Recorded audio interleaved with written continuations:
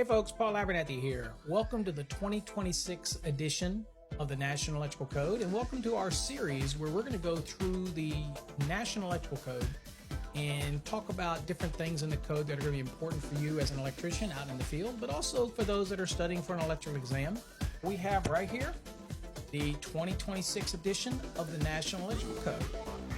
All right, so here we are in Article 90. Installations used for electric utility.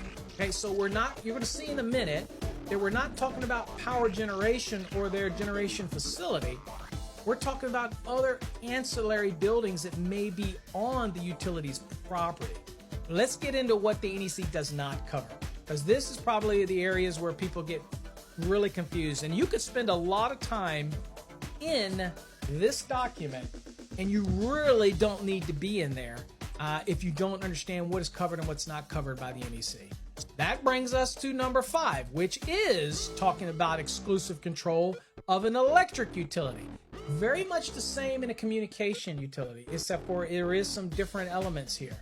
Practical safeguarding. What is this NEC trying to do? Well, the purpose of this NEC is to practical safeguardings of persons and property from hazards arising from the use of electricity.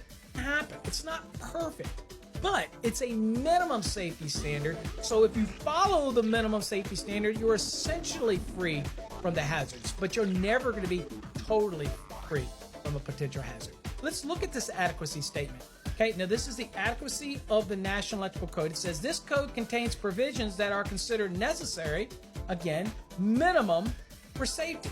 Hopefully you got something out of 90.2.